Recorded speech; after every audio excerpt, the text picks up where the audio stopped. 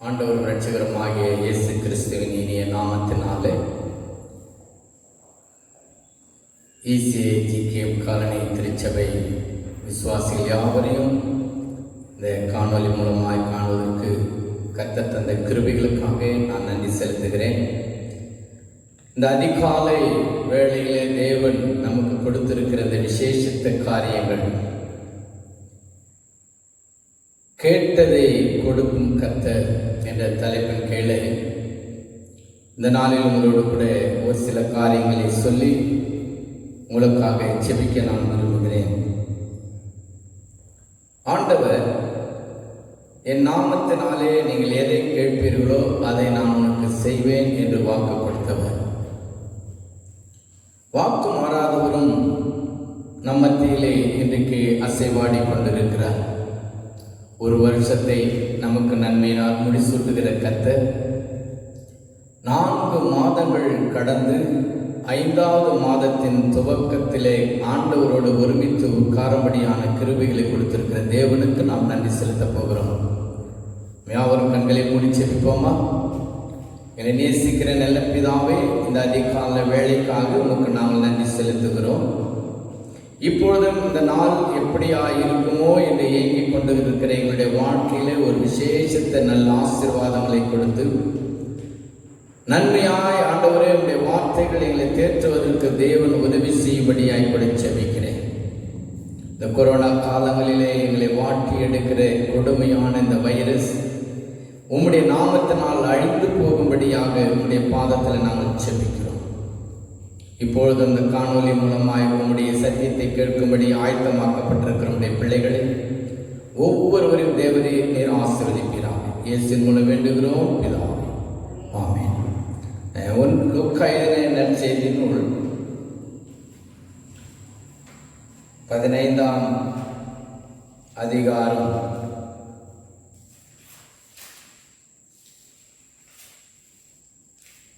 வசனம் 12-13 வாசிக்கலாம். லூக்கா எழுதின நற்செய்தி நூல் 15ஆம் அதிகாரம் வசனம் 12-13. அவர்களில் இளையவன் தகப்பனை நோக்கி, தகப்பனே, ஆஸ்தியில் எனக்கு வரும் பங்கை எனக்கு தர வேண்டும் என்றான். அந்தபடி அவன் அவருக்கு தன் ஆஸ்தியை பங்கிட்டு கொடுத்தான். சில நாளைக்கு பின்பு இளையவன் எல்லாவற்றையும் சேர்த்துக் கொண்டு தூரதேசத்துக்கு புறப்பட்டு போய் அங்கே துன்மார்க்கமாய் ஜீவனம் பண்ணி தன் ஆஸ்தியை அழித்து போட்டான். எல்லாவற்றையும் அவன் செலவழித்த பின்பு அந்த தேசத்திலே கொடிய பஞ்சம் உண்டாயிற்று. அப்பொழுது அவன் குறைவுபடத் தொடங்கி அந்த தேசத்து குடிகளில் ஒருவரிடத்தில் போய் கொட்டிக் கொண்டான். அந்த குடியானவன் அவனை தன் வயல்களில் பண்டிகளை மேய்க்கும்படி அனுப்பினான். இங்கே வாசிக்கப்பட்ட இந்த வேத பகுதி கேட்பதை கொடுக்கும் கர்த்தர். ஆண்டவர் அநேக உண்மைகளை சொல்லிக் கொண்டு வருகிறார். ஆனால் எளிய மகன் என்கிறதான ஒரு நிலையை கொண்டு வந்து அந்த எளிய மகன் தனக்கு உண்டான ஒரு சொத்தை கேட்கிறதாக இங்கே நம்ம வாசிக்கிறோம். தகப்பன் தன் மகனுக்கு உண்டான உரிமைகளை கொடுப்பதிலே ஒரு நாளும் அவர் சோர்ந்து போகிறதில்லை. கேட்கிறவர்களை பெற்றுக்கொள்கிறோம் என்று சொல்லுகிறோமே, கேட்டவைகளை இப்பொழுது நாம் பெற்றுக்கொள்ளும்படி அவனுக்கு உண்டான யாவற்றையும் தேவன் அவனிடத்திலே கொடுக்கிறதை பார்க்கிறோம்.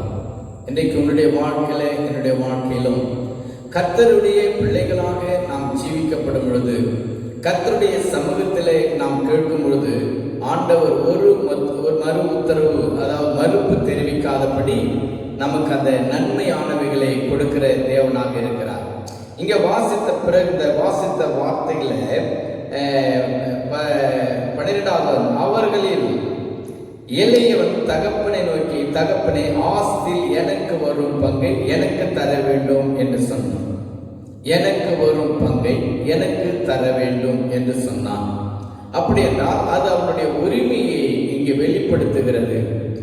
அவனுக்கென்று இருக்கிற அந்த சுதந்திரத்தை தான் பெற்றுக்கொள்ள வேண்டும் என்று சொல்லி அவன் விரும்புகின்றான். தேவன் அவனுக்குரியதை அவனுக்கு கொடுப்பதிலே ஒரு நாளும் அவர் தடை சொல்லவில்லை. உடனடியாக அவனுக்குரியதை தேவன் அவனுக்கு கொடுக்கிறார். தகப்பன், நல்ல தகப்பன் தன் பிள்ளையை நடத்த வேண்டிய வழிகளிலே நடத்தினவர். இன்னைக்கு ஆண்டவருடைய சமூகத்தில் இது ஒன்று யோவானுடைய புஸ்தகம் 5ஆம் அதிகாரம் 14-15 வசனத்தை நாம் வாசிக்கும் பொழுது 1 யோவான் 5ஆம் அதிகாரம் வசனம் 14-15 வாசிக்கிறேன்.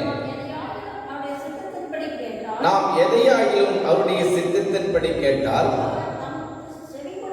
அவர் தமக்கு செவி கொடுக்கிறார் என்பதே அவரை பற்றி கொண்டிருக்கிற தைரியம். நாம் அவருடைய சித்தத்திற்கு கேட்கப்படுகிற பொழுது, நாம் எதையாகிலும் அவருடைய சித்தத்தின்படி கேட்கப்படும் பொழுது தேவன் அவர் கொடுக்கிறார் என்கிறதான தைரியம் அவரை நம்பி இருக்கிற ஜனங்களுக்கு உண்டு.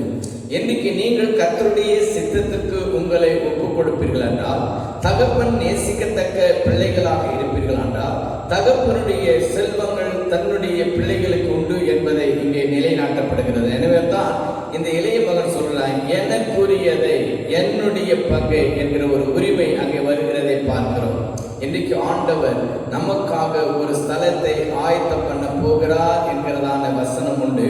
ஆகவே அந்த ஸ்தானம் நமக்கு தானா என்பதை நீங்கள் யோசித்து பார்க்க வேண்டும்.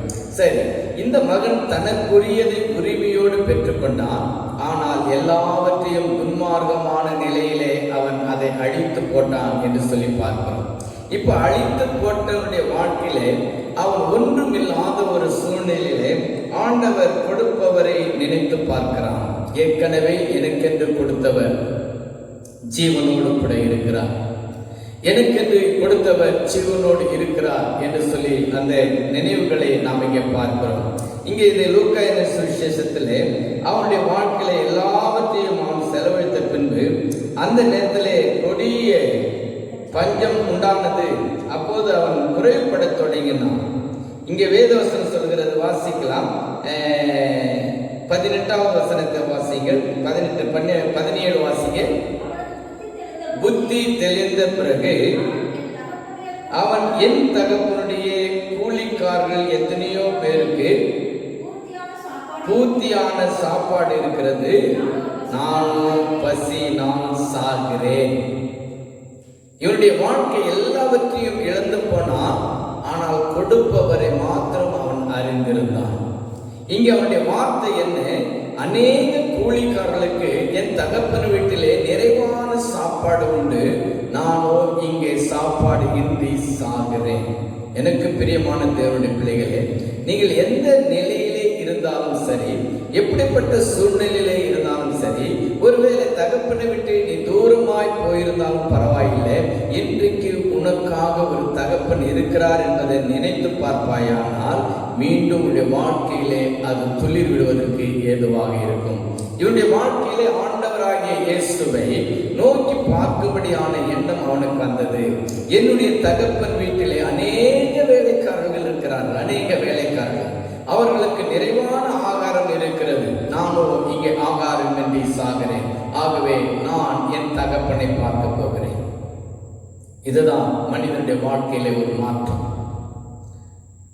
கேட்டதை கொடுத்தால் அவைகளை இழந்து போனாய், ஆண்டவர் விழுந்து போய்விட்டாயே என்பதல்ல, மறுபடியும் எழுந்திருக்க வேண்டும் என்று சொல்லி தேவன் விரும்புகிறார். உன்னை நேசிக்கிற ஒரு தகப்பன் இருக்கிறார் என்பதை நீ நினைவு கூற வேண்டும். இவன் நினைவு கூர்ந்தான், என் தகப்பன் என்கிற நினைவு கூர்ந்தான். அநேகருக்கு வயிறார உணவு கொடுக்கிறவர் என் தகப்பன் என்று நினைத்தான். இன்னைக்கு நீங்கள் நினைக்கிறீங்களா? உங்களுடைய கஷ்ட காலங்களிலே, உங்களுடைய வேதனைகளிலே, உங்களுடைய துக்கங்களிலே எனக்கு உதவி செய்கிற ஒரு தகப்பன் உண்டு என்கிறதான நம்பிக்கை உங்களுக்கு இருக்கிறதா? இப்பொழுது வேதம் சொல்லுகிறபடி நீ எழுந்து தகப்பனிடத்திற்கு கடந்து வர வேண்டும். நீ எழுந்து தகப்பனிடத்திலே கடந்து வர வேண்டும். கொடுப்பவர் நினைத்தால் இழந்ததையும் நீ பெற்றுக்கொள்ள முடியும். கொடுப்பவரை நினைத்தால் நீ இழந்ததை மீண்டும் பெற்றுக்கொள்ள முடியும். என்ன? எல்லாவற்றையும் நீ அழித்து விட்டாய், ஒன்றும் இல்லாத நிலையில் இருக்கிறாய், வெறுமையாக்கப்பட்டிருக்கிறாய், புழுவுக்கு சமமாக்கப்பட்டவனாய் காணப்படுகிறாய். ஆனால் கர்த்தர் நினைத்து பார்க்கிற உணர்வு உனக்கு இருக்க வேண்டும். இவன் பாருங்க, மறுபடியுமாய் புறப்பட்டு கிளம்பி தன் தகப்பனை தேடி போக ஆரம்பிக்கிறான். எல்லாவற்றையும் இழந்தான். கொடுப்பவரை நினைத்து பார்த்தான். நான் ஒன்றுமில்லைதான், வெறுமையாக்கப்பட்டவன், வேதனைக்குரியவனாயிருக்கிறான். ஆண்டவருடைய சமூகத்திலே யாரிடத்திலே போவது என்று சொல்லி அவன் எழுந்தான், புறப்படுகிறான். அடுத்த காரியத்தை பார்க்கும்போது, கொடுப்பவரை தேடினால் கேட்காமையில் கூட உனக்கு கிடைக்கும். கொடுப்பவரை தேடினால் கிடைக்காதது கூட உனக்கு கிடைக்கும். இவன் தன் ஆஸ்தியை பெற்றுக்கொண்டான், எல்லாவற்றையும் இழந்து போனான். இப்பொழுது அவன் அருகதை அற்றவனாய் காணப்படுகிறான். ஆனால் கொடுப்பவர் யார்? கர்த்தர். கர்த்தர் கொடுப்பார் என்று அவன் நினைத்தான். கர்த்தரை தேடி அவன் கடந்து வருகிறான். இப்பொழுது ஆண்டவருடைய சமூகத்திலே அவனை ஒப்புக் கொடுக்கிறான். கொடுப்பவரை தேடுகிற அனுபவம், உனக்கு உதவி செய்கிறவரை தேடுகிற அனுபவம், உனக்கு நன்மை வழங்குகிறவரை தேடுகிற அனுபவம் உன் வாழ்க்கையிலே வர வேண்டும். எங்கெங்கேயோ தேடி அலைகிறாய், எதையோ நாடி ஓடிக்கொண்டிருக்கிறாய், எவைகளோ உனக்கு நன்மை செய்யும் என்று நினைத்து பார்த்து கொண்டிருக்கிறாய்.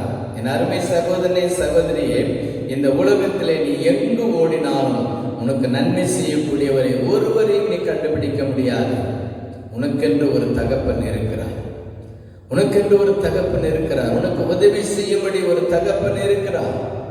நீ கொடுக்கும் தகப்பனை தேடி போய்ப்பார். நீ அறியாததும் உனக்கு எட்டாதமான பெரிய காரியங்களை செய்வன் என்று வேதம் சொல்கிறது இல்லையா? இவன் தகப்பனை தேடி கடந்து போனான். நான்காவது காரியம், கொடுப்பவரிடத்தில் தன்னை ஒப்பு கொடுத்தான். கொடுக்கிற தேவன் கொடுப்பவரை நினைத்து பார்க்க வேண்டும். நினைத்து பார்க்கிறவன் கொடுப்பவரிடத்தை தேடி போக வேண்டும். தேடி போகும்போது அந்த தகப்பன் உனக்கு கொடுக்கிற நிறைவான ஆசீர்வாதங்கள் இவைகள் தான். தன் பாவங்களை மறைக்கிறவன் வாழ்வடைய மாட்டான், அதை அறிக்கை செய்து விட்டு விடுகிறவன் இரக்கம் பெறுவான். இந்த எளிய மகனுடைய வாழ்க்கையிலே தன் பாவங்களை அறிக்கை செய்தான். நான் பாவம் செய்தேன், என் தகப்பனுக்கு முன்பாக நிற்க எனக்கு தகுதி இல்லை, என் தகப்பனுக்கு முன்பாக நிற்பதற்கு நான் எந்த விதத்திலும் லாக்கி இல்லாத ஒரு மனுஷன், நான் தேவனை விட்டு தூரமாய் போனவன், நான் இப்பொழுது வேலைக்காரனை போல இருக்கிறேன். பாருங்க, தன்னைத்தான் தாழ்த்துகிறவன் உயர்த்தப்படுகிறான், தன்னைத்தான் தாழ்த்துகிறவன் உயர்த்தப்படுகிறான். அவன் தகப்பனிடத்தில் போகிறான், தகப்பனவனை கட்டி பிடித்து முத்தமிடுகிறான். இந்த வார்த்தை சொல்கிறான், உமக்கு விரோதமாக பாவம் செய்தேன், உனக்கு விரோதமாக நான் பாவம் செய்தேன். தன்னை தாழ்த்தி ஒப்புக் கொடுக்கும் போது தகப்பன் அவனை அணைத்து முன்னிலும் மேன்மையான ஒரு பெரிய விருந்தை கொடுக்கிறான். அவன் எதிர்பார்க்கவில்லை, அறியாததும் எட்டாவதுமான பெரிய காரியம் பாருங்க, இளைய மகனுடைய வாழ்க்கையில கிடைத்தது. உன் வாழ்க்கையில மனம் திரும்புதல் கேட்ட நீ கனியை கொடுக்க விரும்புகிறாயா? மனம் திரும்புதலுக்கான நிலைமைக்கு கடந்து வருகிறாயா? நீ ஒன்றுக்கும் கவலைப்பட வேண்டாம். ஒருவேளை தேவனுடைய சமூகத்தை விட்டு விலகிவிட்டேன், இனி ஆண்டவரை நீ ஏற்றுக்கொள்வாரோ என்கிறதான ஏக்கமா? இல்லை, இப்பொழுது இயேசு உன்னை அழைக்கிறார். நீ உன்னை ஒப்புக்கொடு. கொடுக்கிற தேவனிடத்திலே நீ கடந்து வந்தப்பார். ஆண்டவர் மீண்டும் கொடுத்ததை பார்க்கும் மேன்மையானவைகள் சுதந்திரத்தை உனக்கு கொடுப்பார். ராஜ்ய மேன்மையை உனக்கு கொடுக்கிறார். ராஜ்யத்துடைய சிங்காசனத்தை உனக்கு கொடுக்கிறார். ராஜாக்களுடைய முத்திர மோதிரத்தை உனக்கு கொடுக்கிறார். உன்னை உட்கார வைத்து அழகு பார்க்கிற உன்னதமான தேவனாகிய கர்த்தர் உன்னை நோக்கி பார்த்து கொண்டிருக்கிறார். நான் சொல்கிறேன், என்னை நோக்கி கூப்பிடு, என்னை நோக்கி கூப்பிடு. இன்றைக்கு கர்த்தரிடத்தில் நீ கேட்பதற்கு ஆயத்தமாக இருக்கிறாயா? கேட்டதை பெற்றுக்கொண்டான். கொடுப்பவரை நினைத்து பார்த்தான். கொடுப்பவரை தேடி கடந்து போனான். ஏற்கனவே கொடுத்ததை பார்க்கலாம் அதிகமான ஆசீர்வாதத்தை இரண்டத்தனையாக பெற்றுக்கொண்டான். ஆண்டு சொல்கிறார், பாவம் சிவப்பாயிருந்தால் பஞ்சியை போல வெண்மையாக்குவேன் என்று சொல்கிறார். உன் பாவம் ரத்தாமரம் போல் சிவப்பாயிருந்தாலும் பஞ்சியை போல வெண்மையாக்குவேன். நீ எப்படிப்பட்ட நிலையில் இருந்தாலும் இயேசு உன்னை அழைக்கிறார். இயேசு உன்னை அரவணைக்க விரும்புகிறார். இயேசு தன்னோடு கூட இணைத்துக் கொள்ள வேண்டும் என்று விரும்புகிறார். ஒப்பு கொடுப்போமா? புதிய மாசத்தை எனக்கு நீ கொடுத்திருக்கிறேன். இந்த புதிய மாசத்துக்குரிய ஆசீர்வாதங்களை நான் பெற்றுக்கொள்ள விரும்புகிறேன். எனக்கு உதவி செய்யப்பா என்று சொல்லி கேட்கலாம். 4 மாதங்களை கழித்து போட்டோம். 5வது மாதம் அது ஆசீர்வாதமான மாதமாக இருக்கட்டும். உன் குறைவுகளிலே ஆண்டவர் நிறைவை உண்டு பண்ண போகிறார். உன் குறைவுகளிலே ஆண்டவர் நிறைவை உண்டாக்கப் போகிறார். ஆண்டவரிடத்திலே கேள். கொடுப்பவர் அவர்தான் என்பதை நினைத்துப்பார். கொடுப்பவரை தேடிப்போ. கொடுப்பவரிடத்திலே தன்னை தாழ்த்தி ஒப்புக் கொடுக்க கற்றுக்கொள். உன் பாத்திரத்தை வெறுமையாக்க. அப்போதுதான் தேவன் உன் பாத்திரம் நிரம்ப கொடுக்க முடியும். உன் பாத்திரத்தை வெறுமையாக்க. நான் ஒன்றுமில்லை ஆண்டவரே என்று சொல்லு. நீ உன்னை ஆண்டவர் உயர்ந்த ஸ்தானங்களிலே ஏற பண்ணுவார். கர்த்தர் உன்னை ஆசீர்வதிக்கணும். இந்த மாதம் முழுவதும் நீ ஆண்டவரோடு கூட கொண்டிருக்க வேண்டும். எல்லா இடுக்கண்களுக்கு நீங்களாக்கி ரட்சிக்கிற கர்த்தர் உன்னோடு கூட இருக்கிறார். கண்களை முடிச்சு வைப்போமா. எங்களை நேசிக்கிற நல்ல பிதாவே, இந்த நாளை எங்களுக்கு கொடுத்ததற்காக உனக்கு நன்றி செலுத்துகிறேன். ஆண்டவரே, 4 மாதங்களை நாங்கள் ஒரு வழியாய் முடித்து போட்டோம். 5வது மாதத்திலே ஆண்டவரே துக்கத்தோடு கூட நாங்கள் கடந்து வருகிறோம். எங்கு பார்த்தாலும் கொரோனா என்கிற பயம் எங்களை வாட்டி கொண்டிருக்கிறது. ஆலயத்திலே நாம் ஒருமித்து வாசம் பண்ண முடியவில்லை.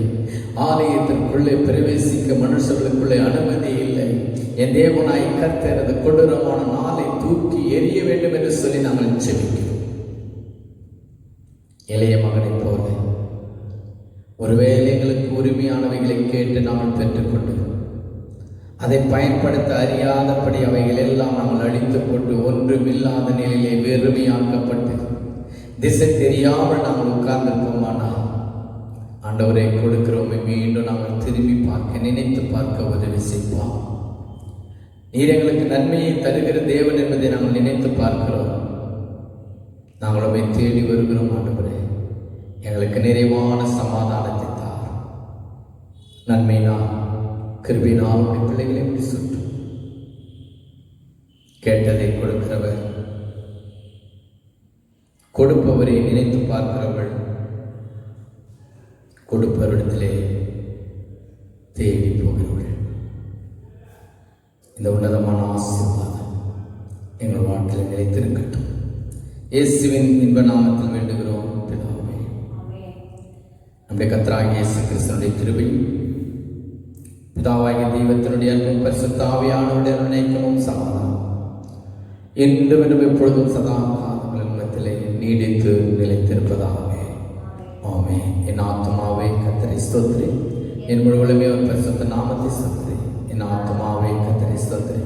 அவர் செய்த சகல உபகாரங்களையும் மறவாதே. ஆமென். ஆமென். ஹல்லேலூயா, ஹல்லேலூயா, ஹல்லேலூயா. கர்த்தர் உங்களை ஆசீர்வதிப்பாராக. ஆமென். Thank you very much. God bless you.